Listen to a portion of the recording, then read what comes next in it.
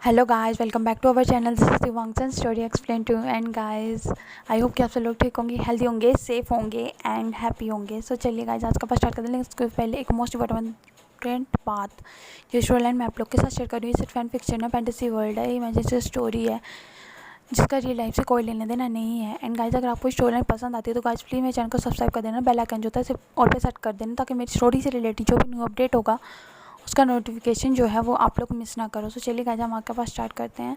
So guys, ये जो हमारी स्टोरी चल रही है why are you hate me और लव मी का, ये नेक्स्ट पार्ट है। सो चलिए हम आज का पास स्टार्ट करते हैं। सो गाइस, लास्ट पार्ट में हम लोग देखे थे जो हमारा विंग है, जब उसके मदर और फादर उसको जो है वो सॉरी मैं सब जो हमारा फैन फिक्शन उसका नाम बताना तो भूल गए, why are you hate me और लव मी का नेक्स्ट पार्ट है। सो गाइस, स्टोरी पे आते हैं। जो हमारा गाइस लास्ट पार्ट में हमने देखे थे, जब वो विंग है उसको लेके उसके मदर फादर जो है वो अपने जो उनका फैमिली डॉक्टर होती है उसके पास लेके गए थे। एंड वो उसका ऑपरेशन करवाना चाहते थे, लेकिन जब डॉक्टर ने उसको चेक किया था तो उन्होंने बताया कि वो लोग ऑपरेशन करने वाले थे। लेकिन उन्होंने बताया, जब विंग का जो उन्होंने कंडीशन देखा तो उन्होंने जो ऑपरेशन को रोक दिया। एंड वो उन्होंने विंग को जो है वो नॉर्मल वार्ड में जो शिफ्ट कर दिया। उसके बाद हमें सीन दिखाया गया था गाइस, वो लोग जो है उन्होंने डॉक्टर ने उन्हें बता दिया था कि वो विंग का ऑपरेशन नहीं कर सकते, ना उसका बेबी को अवॉइड कर सकते हैं, बिकॉज विंग जो अगर उसके बेबी को तो हमने उसके मिसकैरेज करवाया, आई मीन को बेबी को अवॉइड करा तो वो लाइफ में कभी कंसीव नहीं कर पाएगा एंड उसकी लाइफ को भी बहुत ज़्यादा रिस्क है।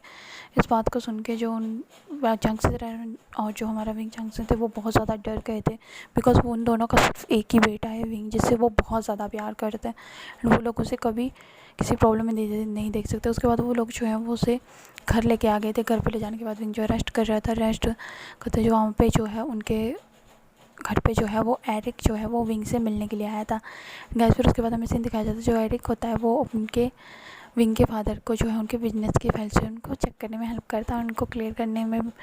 एंड जो हमारा विंग होता है वो तो अपने रूम में सो रहा होता है। एंड जैसे ही विंग को जो होता है वो एक ड्रीम देखता है। वो ड्रीम में देखता है कि वांगची जो है वो उसको बहुत ज़्यादा टॉर्चर कर रहा है, उसको बहुत ज़्यादा मार रहा है। एंड विंग जो तो उसके जो उससे चीख निकल जाती है, जिस वजह से उसका चीख जो है वो सभी लोग सुनकर डर जाते हैं। सभी लोग विंग के रूम की तरफ भागते हैं एंड वो जाकर देखते हैं।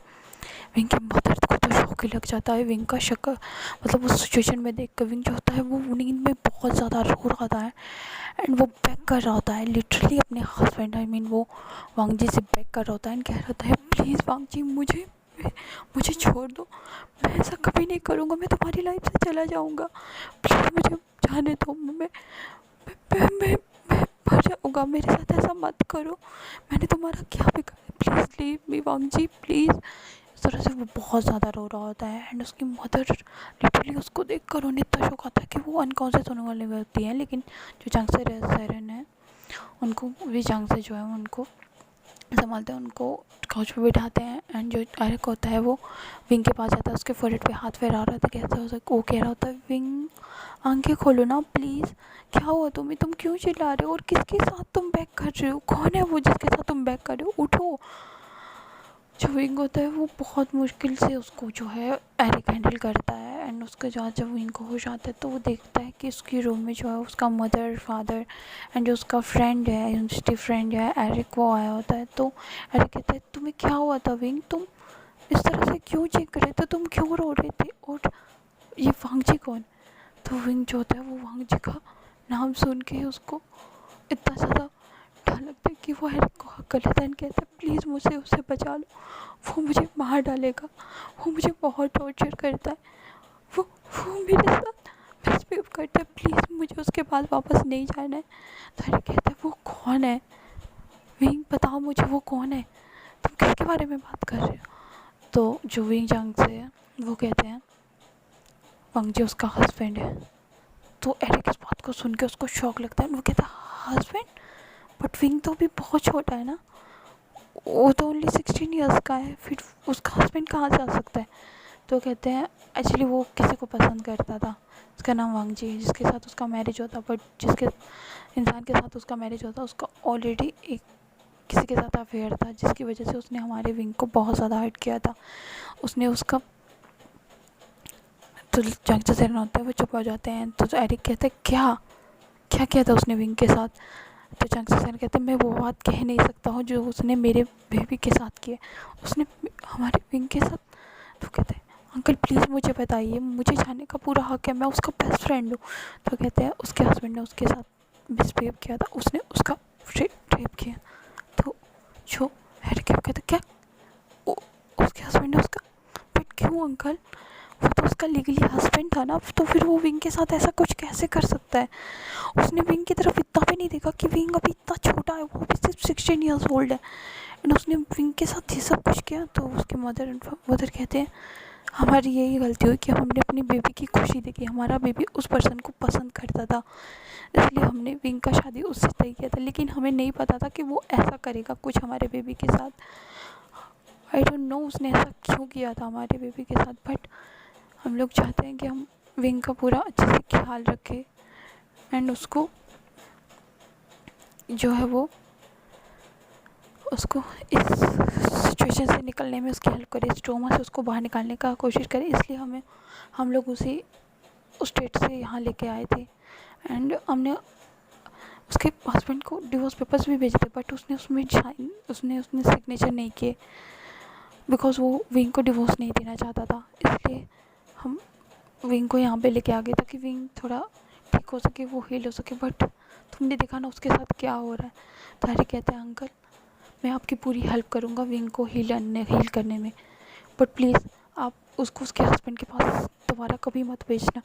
तो उसके फादर कहते हैं अगर हम उसे नहीं भेजेंगे तो विंग किसी को मुंह दिखाने के काबिल नहीं रहेगा अब।